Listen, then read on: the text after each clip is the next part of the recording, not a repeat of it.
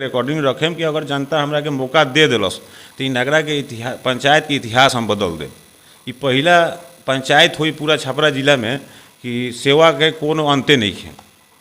नमस्कार बा, प्रणाम बा तमाम दर्शक भैया लोग के हम उज्जवल निमर भोजपुरिया माटी न्यूज चैनल से स्वागत बा। मुखिया जी का हाल बा कार्यक्रम में लगातार क्षेत्र के दौरा होत नगरा में ही एक ऐसा प्रत्याशी से रूबरू हम जनता जनार्दन के करावे जा रहा बानी कि क्षेत्र के तो विकास के साथ साथ रोजगार में भी और स्वास्थ्य में भी बहुत बड़ा उनका योगदान रहल बा बिहार के कई जिले में। तो हम हमारा चैनल के माध्यम से छोटा सा परिचय बताई। सबसे पहले हम नगरा पंचायत के जोन भी जनता जनार्दन बा हम ओकरा के नमस्कार और सलाम करतनी और मीडिया चैनल के भी बहुत धन्यवाद करतनी कि नगरा पंचायत में आके मुखिया के प्रतिनिधि बानी बोले के कुछ मौका दिले बनी।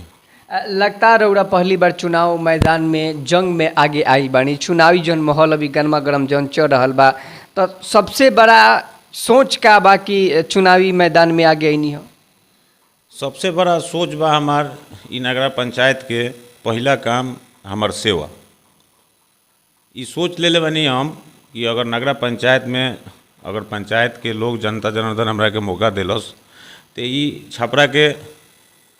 छपरा जिला के सबसे नंबर 1 पंचायत बनाए एकरा के। और शिक्षा में, स्वास्थ्य में, रोजगार में जहाँ तक हो सकी पूरा सहयोग करब हम। स्वास्थ्य खातिर तो सोचही कि नहीं रहुआ, चाहे छपरा होके, पटना होके, कहीं भी होके, पूरा स्वास्थ्य में मदद दियाई और जितना हो सके ज़्यादा से ज़्यादा हर आदमी के मदद, शादी में, पढ़ाई में, लिखाई में, हर तरीका से मदद देगा। अब की नगरा पंचायत के बदलाव खातिर सेवा के रूप से हम ही पंचायत में खड़ा बनी। हम विदेश छोड़ के कि अब की नगरा पंचायत के जनता के बस सेवा करे के बा। लगता है एगो और खास हम बात कहतनी कि हम स्वास्थ्य के प्रति सबसे बड़ा अहम मुद्दा जन कदम उठावे के प्रयास जन कर रहा बानी। तो वाकई में स्वास्थ्य के सबसे बड़ा पंचायत स्तर पे जब भी देखल जाला कि लोग के बड़ा कोनो रोग होखेला तो बड़ा हॉस्पिटल में लोग ना दिखा पावेला। एजवा के जौन सरकारी जौन हॉस्पिटल बा ओ लेवल के नहीं खे के जौन कि तुरंत रोग के उपचार हो जाओ, बहुत बड़ा अच्छा मुद्दा बा। रोरा स्वास्थ्य के प्रति बड़ा बदलाव के करे के बात कहतनी, शिक्षा के जौन बदलाव के कहतनी, शिक्षा में का फेरबदल करे के चाहते हैं अपना पंचायत में? शिक्षा में फेरबदल यह बाटे कि यहाँ पर नगरा पंचायत में हम पूरा हर वार्ड में घूम के देखनी, लड़का बेकार घूमत रहन सब, पढ़े के पैसा नहीं खे, पैसा बा तो साधन स्कूल के नहीं खे।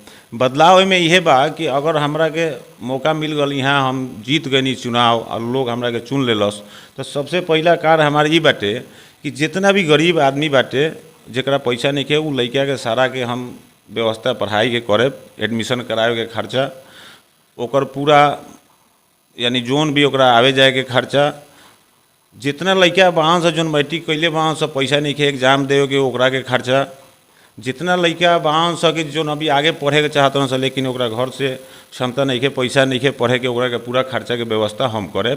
इ रउआ के चैनल से इ वादा बा हमार, इ रउआ के रिकॉर्डिंग रखें कि अगर जनता हमरा के मौका दे दिलस तो इ नगरा के इतिहास, पंचायत के इतिहास हम बदल दे। इ पहला पंचायत हुई पूरा छपरा जिला में कि सेवा के कोनो अंते नहीं है। मैंने रौरा कहे के मतलब आज शिक्षा में बिहार सरकार जो दे रहल बा धरातल पे, वो शिक्षा के धरातल के पंचायत में भी हम उजागर करके दिखाएं। बहुत बड़ा दावा रौरा पेश कर रहल बानी। दूसरी बात हम करे के चाहते नहीं, कुछ रौरा पंचायत में ऐसा युवा जे बा बेरोजगार बा, सरकार तो यही बेरोजगारी के जो देख रहल बानी चरम सीमा बढ़ रहा बा। पंचायत स्तर पर भी कुछ का लघु उद्योग के भी बड़ा प्लान के लिए बनी का? देखिए, अगर हमी के प्लानिंग तो बहुत बाटे, बहुत सारा प्लानिंग बना के रख ले बनी पंचायत के जनता खातिर, लेकिन अगर ऐसा कोनो मौका मिलता तो जितना भी हमारा के प्रोग्राम बा ओकरा के हमी के ओकरा के लगाए सब लोग के रोजगार खातिर, स्वास्थ्य खातिर, बच्चा के शिक्षा खातिर, मेडिकल खातिर, हर चीज़ यहाँ प्लानिंग बा हमी के, ठीक बा। ओकरा के पूरा यूज करे सब हमी के। और सबसे मोटा मोटी एगो बात बा कि अब ये समझ ली कि नगरा पंचायत में बदलाव बा, अब बदलाव सेवा के नाम पर बा। हमी के सेवा सबसे पहला काम, जो वादा होता है एकरा के पूरा करे के बा। लोग गरीब आदमी बहुत परेशान बा यहाँ, आधार कार्ड खातिर, पैन कार्ड खातिर हर जगह दलाली बा। सबसे पहले ई खत्म करे हम कि पंचायत में जौन तरीका के दलाली हो बा वो खत्म हो जाओ। ब्लॉक होके जहाँ भी होके सरकारी काम में जौन घूस बा एकरा खत्म करे, लोग के सेवा करे के बा। दूसरा मुद्दा बा हमारी कि अगर हम जीत गए नहीं तो नगरा पंचायत में हम 2 आदमी रखे, नगरा पंचायत में 2 आदमी रखे, कोई मुखिया के खोजी ना, मुखिया पब्लिक के खोजी, जनता के खोज के काम करावे के बा। 2 आदमी हम रखे जेकर उहे ड्यूटी रही कि ओकरा हर पंचायत हर वार्ड घूम के हर रोज लिख के लिए आवे के बा कि जनता के का समस्या बाटे। सेवा ई हो, सेवा ई ना हो कि हम साइकिल से चुनाव लड़ के स्कॉर्पियो पर घूमी। सेवा एक मतलब ई ना हो कि मैं साइकिल से चुनाव आज लड़ी हम आ जीतला के बाद स्कॉर्पियो पर घूमी हम। सेवा ऊ हो हनु कि स्कॉर्पियो से घूम के साइकिल से आदमी प्रचार करे, लोग के मदद करे। लेकिन यहाँ ऐसा नहीं होत। हमार मकसद यह बा लड़े के चुनाव कि अब की सेवा। माने रौरा कहे के मतलब बा कि जौना चुनाव में लोग साइकिल से घूमत रहला आ जो ऐंठ के स्कॉर्पियो पर घूमता मुछिया ऐंठ के, ही रौरा बात कहे के चाहतनी। दूसरी बात जौन कहतनी पंचायती स्तर के जौन बात बता रहल बानी कि हम 2 आदमी के नियुक्त करें अपना हर वार्ड के, ऐसा निर्देश देम कि तारा वार्ड में का कमी बा ओकरा के पर्दाफाश कल जाए, जनता के सोल्यूशन कल जाए। सबसे बड़ा अहम मुद्दा बा। दूसरी बात हम जाने के चाहतनी बिहार के मुख्यमंत्री नीतीश कुमार जी के जौन 7 निश्चय बा का चुनाव में रौरा घूमतानी, क्षेत्र में रौरा भ्रमण करल बानी, तो का बिहार के 7 निश्चय, बिहार के मुख्यमंत्री नीतीश कुमार के जौन 7 निश्चय प्लान बा का पंचायत में दिखता कि ना? दिखता, ऐसा बात नहीं खे दिखत, लेकिन जोन रूप से दिखे के चाही ठीक बा वो रूप से दिखत नहीं खे। तो विकास के नाम पर यहाँ लोग लिपापोती करता ठीक बा, केहू तरह ओकरा के खत्म करता काम कि हमरा ऊपर मुखिया के ऊपर या वार्ड के ऊपर कोनो तरीका के क्लैंप ना लगे के चाहिए। लेकिन काम के मतलब ऊ ना हो।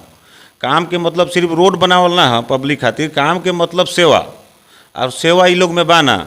सेवा के मतलब का बा कि जैसे कि हर विभाग से हर स्तर से लोग के सेवा पहुँचावे के चाहिए, लेकिन वो चीज़ नहीं है। हम यह बदलाव लियावे खातिर अब कि हम चुनाव में उतरल बनी, और उम्मीद बा कि हमारा नगर पंचायत के जनता हमरा के बहुत स्वागत करी और बहुत मानदान से हमरा के अब के चुनाव में जिताई। अगर चुनाव हम जीत गए नहीं तो रउआ के चैनल से हम ये वादा करतनी कि हम नगरा पंचायत के इतिहास बदल देव सेवा में।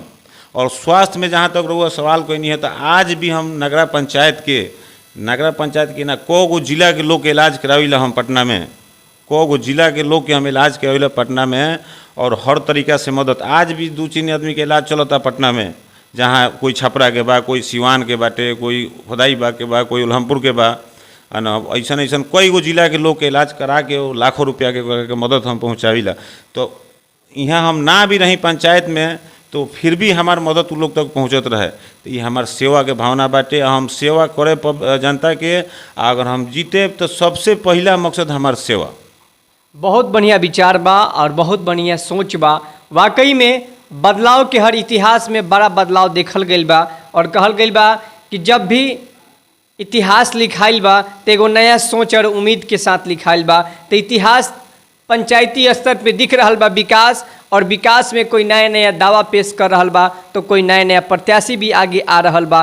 तो वाकई में अगर जनता चलाक बा और जनता पढ़ल लिखल बा, जनता होशियार बा, तो के बनी अब की मुखिया और के बनी मुखिया के सरताज केकरा मिली। अब की बार सोच ली और सोच के अपन बटन दबाई और उम्मीद के साथ वोट दी। स्वस्थ रहें, सुरक्षित रहें। बहुत बहुत धन्यवाद हमारे साथ जुड़े खातिर। जय भोजपुरी, जय बिहार।